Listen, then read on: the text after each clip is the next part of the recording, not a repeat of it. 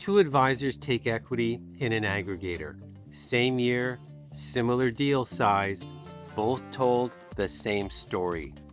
This is your second outcome, that so-called second bite.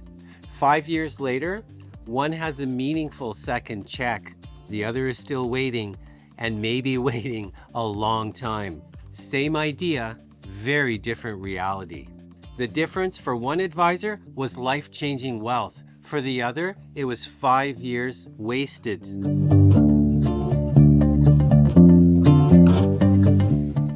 Let me tell you about Brian. Brian built a solid $350 million practice, strong relationships, clean business. When he went to market, he received multiple offers.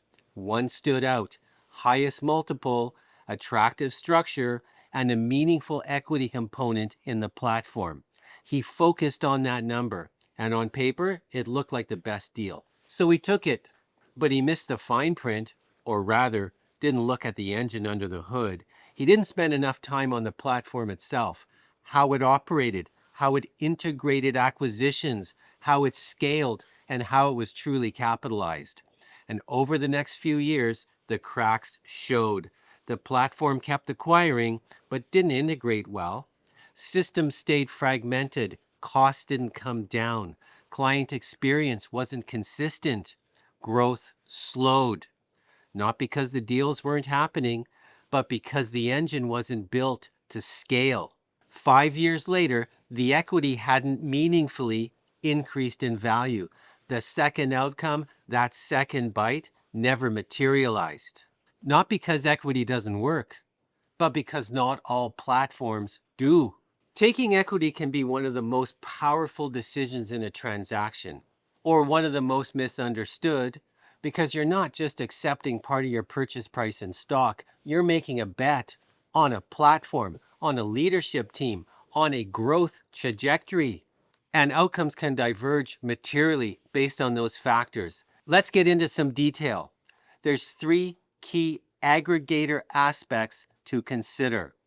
First, platform quality determines whether growth is real or it's just activity. At a high level, most aggregators look similar. They acquire firms, they grow assets, they tell a compelling story. But underneath that, there are 2 very different models. Model 1, accumulation or consolidation.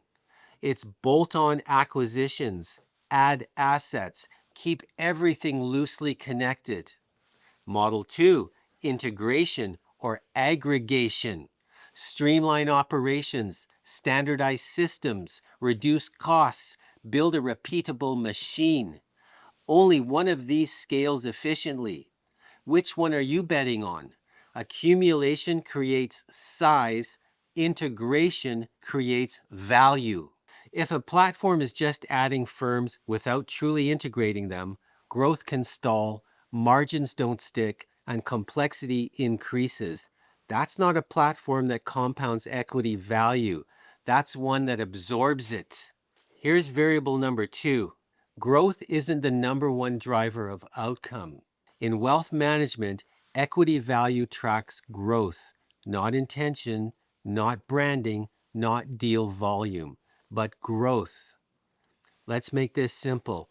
Platform A grows from 2 billion to 10 billion. Platform B grows from 2 billion to 50 billion. Same starting point, completely different outcome. The platform that compounds growth drives higher valuations, attracts better capital, and creates real liquidity events. The one that doesn't stagnates. And so does the equity tied to it. That's why the track record matters more than projections. Here's the third variable. Capital and execution go hand in hand.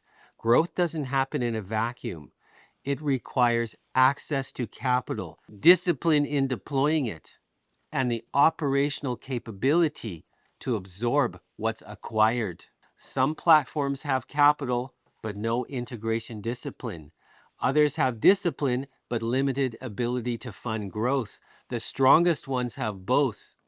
They can acquire consistently, integrate efficiently, improve margins over time, and repeat the process. That's what creates a scalable system. And scalable systems are what drive equity value higher. Here's the bottom line. And this connects directly to the second outcome. This is exactly what we've been building towards in prior discussions. The idea that your second outcome, that second bite, can exceed your first. That only happens under one condition. The platform you join actually scales. And as we've discussed before, not all aggregators do. Some stall, some plateau, some never get past a certain level of complexity. So taking equity without understanding the platform isn't a strategy. It's a gamble. Let's bring this all together. When you evaluate an offer that includes equity, you need to look past the headline multiple. Do not get drunk on that headline number. Focus on these three things. The platform. Is it built to integrate, scale, and operate efficiently? The growth trajectory. Is there a real track record and a credible path forward? Access to capital. Growth needs capital. Growth cannot happen on vision alone, because that's what determines whether your equity compounds or sits still. If there's one takeaway here, it's this. Don't take equity unless you understand exactly what you're getting and what it can become, because the difference between the right platform and the wrong one, it's not marginal. It's the difference between a second bite that changes your financial picture and one that never shows up.